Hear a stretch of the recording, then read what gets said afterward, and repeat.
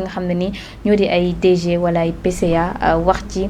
seen def ci seen grain de sel sànni ci seen grain de sel. interview bi nga ma njëkk a accordé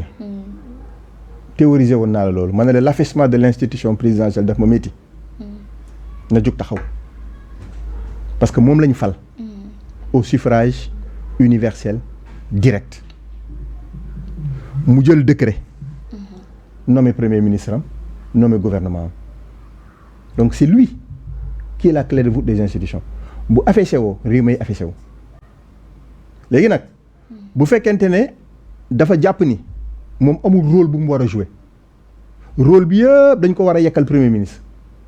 seen réforme yi ñuy waaj nañ ko def foofu bu leen ko nit waaw bu leen ko assemblée accordé le ñoom ñoo xam ni ñu koy assumer. mais plus de pouvoir pour le premier ministre aussi ndax loolu du danger. ci bés mais plus que dangereux. xam nga lu tax muy danger. parce que moom mi ñuy defal plus de pouvoir. xelam ci fauteuil présidentiel bi la ne. te bés bu fa yeggee dina jindiwaat pouvoir yi mu joxoon premier ministre bi delloo soit que président de la république. c'est l'homme qui est comme ça. fu ma nekk maa war a gën a fës fu mu nekk man maa war a wax fu ma nekk sama kàddu moo war a gën a fës keneen ku bëgg a fës dama lay ostraciser. c'est l'être humain qui est comme ça. moo tax du réforme yoo xamante ne réew mi soxla na ko réew mi li mu soxla tey mooy naka la ñuy fexee ba gouvernement bi dootul mun a luubal xaalis comme ñi ñuy topp actuellement ba installer leen haute cour de justice loolu c'est question d'important parce que un ministre tey par exemple a supposé que comme ni mu ko waxee tous les marchés qui ne dépassent pas 200 millions moom la ñu bàyyee ministres yi quand ça dépasse 200 millions ou 300 millions je sais même plus le montant c'est le premier ministre qui doit donner son accord de principe dañoo décontenance c'est le ministère des finances tey ministère des finances coquille vide la lépp nga primature parce que c'est l'homme qui est comme ça. oui parce que gis nañ ne lépp moo ko centralisé. voilà léegi nag si ce homme par hasard par accident par extraordinaire devient président du Sénégal nga fa premier ministre dina amaat bu pouvoir benn réforme la ñuy andiwaat. day andiwaat beneen réforme. voilà parce que moom moo mel noonu. donc da nga bëgg a qualifier Ousmane Sonko de nit koo xam ne ni pense uniquement à lui wala. je qualifie plutôt le régime actuel. Comme un régime boo xamante ne ils ne voient pas loin du bout de leur nez. Ils sont sur leurs intérêts personnels. Ils ne sont pas sur les intérêts du pays. réforme boo koy def dafay nekk loo xamante ne ça transcende des générations et des générations. waruñ ko jël calquer ko sama digganteeg ndaak pour bëgg lu ko neex. bu boobaa boo amee soxna bu tudd ndaak bu la neex nga defal ko teraanga bu la neex sa diggante la yéen ñaar mais état bi du loolu état bi du pour ñaar njukkal ay nit on n'est pas dans ça on est là pour travailler on veut que ce pays là se développe infrastructure yi nga xamante ne Macky Sall def na ko fi en tant que président ñoom nañ seet lu ñu ci war a yokk en maintenant l'existant c'est ça un pays qu'il se développe ku ñëw da ngay def li nga war a def keneen jàll si keneen jàll si keneen jàll si et comme ça étape par étape génération par génération ñu mën a liggéey suñu réew mais bu ñu bëggee jël lépp yemale ko ci ay benn nit ñaari nit mais quand même on est où yemale ci benn nit bi wax nga ko mais liggéey réew mi gis nañ ne ñoom là on peut dire que ne benn at romb na année bay ñëwaat bay mujj année électorale lay doon donc 3 ans la ñu desee ndax 3 ans yi jàpp nga ne coppite dina am ci diggante bi parce que aussi bëri na ay annonce yoo xam ne nii def nañ ko. pour ñu mën a coppite daal nañu woo ku mel ne Aïssatou mu dimbale leen. Diop bu ñu bëggee soppati comme woo nañ Boubacar Camara nañ seetiwaat ñeneen ñu woo leen. loolu foofu la coppeeku bi mën a am mais tant que ils sont dans le statu quo là. mais Diop Fall ci gouvernement bi moom. waaye mais bon écoute lu mën a nekk la bu mu la bett. xanaa ministre bu communication lañ ko. mun na nekk bu mu la bett mun nañ ko def sa porte-parole Diomaye. waaw moom mun na nekk porte-parole Diomaye. damay bañ mu xeex ak Ousmane Sonko. waaw porte-parole Diomaye moom. damay bañ mu xeex ak Ousmane Sonko bu boobaa moom institution présidence bi dina am doole. fa lay nekk naan ko sa sikkim bu cëkk ak yooyu noonu loolu wax dëgg fa ne yàlla si ka waa yow tamit Aïssatou. il faut qu'il s'ouvre aux compétences loolu laa bëgg a wax rek ci gàttal. 3e guerre mondiale. loolu moo war a am pour réew mi mën a avancer mais ñii mënuñoo dem. déjà dugg nga foofu vous dites te ku ko xam-xam ne ci presse bi la nekk depuis très longtemps ministre bi yor waarum presse yëkkati na ay jël na décision wam daanaka ne yenn ci ay presse yi nga xam ne nii conformé wuñu ak lois et règles dañuy tëj. le président it ubbi na démb yëkkati na ay kàddu xamle ne presse bi dañ leen war a gën a jox gëdd mu mel ni contradiction am na ci ministre bi li muy def ak li président bi di sàkku cour suprême semaine prochaine ñuy xaar décision bi nga xam ne nii mënees na fa jàll génnee jox dëgg Aïssatou wala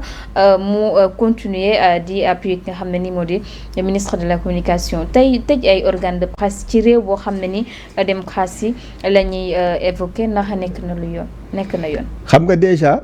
rek yaa ngi may woon entre quiproquo divergence bi am entre le ministre et le conseil des ministres d'hier ni jëf yi di wuute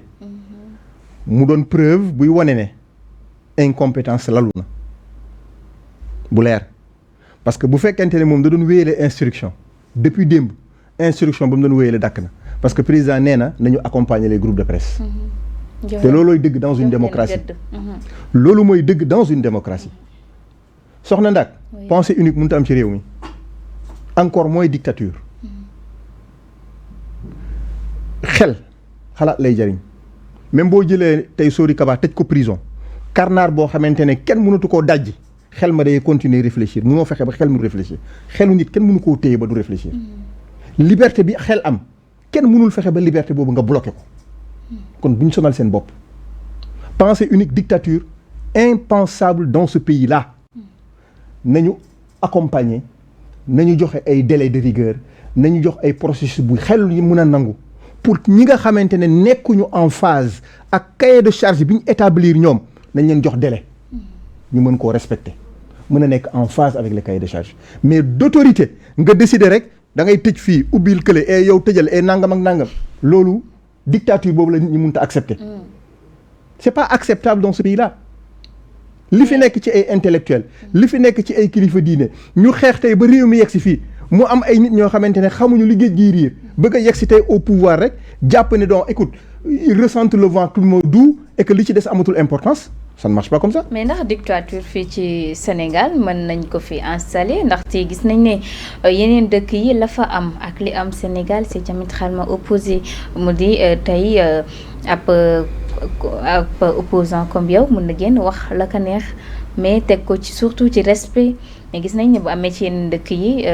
mën nañu annoncer moram wala autre chose loolee yëpp bu ñu ko gisee ak li am Sénégal depuis très longtemps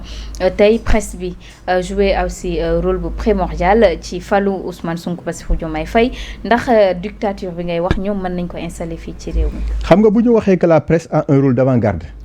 loolu lay tekki. quatrième pouvoir. rôle d'avant-garde mooy comme ni ko Sidi Lamine doon waxee boo bañee fas yu màmm da nga koy labat téye ko gauche ak droite parce que fas boo bëggee mu dem gauche da ngay xëcc buumu gauche bi droite bi boo bëggee mu dem gauche nga xëcc buumu gauche bi ñaari buum yooyu bu bàyyee ko fas yi mënatoo koo téye loolu la Sidi Lamine doon wax naan damay bañ fas yu màmm moo tax laxaat bi ma ko laxaat du ma ko bàyyi loolu la presse bi war a jouer autrement dit lii raam ci ñag bi la jëm parce que sur 300 et quelques services d'information publique nga ne ils sont pas en phase avec le cahier de charge nañu tëj tout de suite et maintenant loolu foo ko teg kon dafay mel ni ko kon man possibilité bi ma am ñu invité ma fu ne ma joxe suma xalaat on dit maintenant c'est réduit dañoo réduire champ d'action bi c'est là où le danger qui nous guette arrive petit à petit mu yokk ci nag ñoom ñu ay militants yoo xamante ne jàpp nañu ne lu Diomaye waxul wala lu premier ministre waxul baaxul fanatisme boobu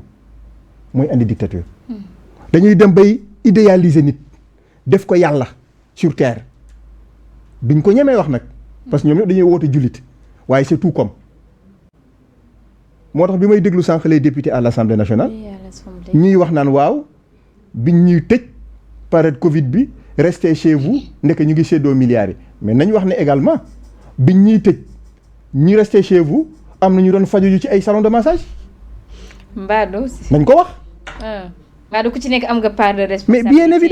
bien évidemment force Covid bi. am na ku feebaroon doon faju ci benn salon de massage. te ñëpp a ngi waroon toog seen kër. loolu mooy dëgg di lii dëgg nag boo koy wax da nga koy wax ñoom gis nañu ne lu laal kële rek baax na jub na lu laal keneen moo bon moo tax dictature beeg pensée unique bi le terreau est en train de se construire mais lii ngay di def ak ñun li ñuy def moo ñuy permettre ñuy alerter moo ñuy permettre qu'on se tienne debout. mais ndax jàpp na aussi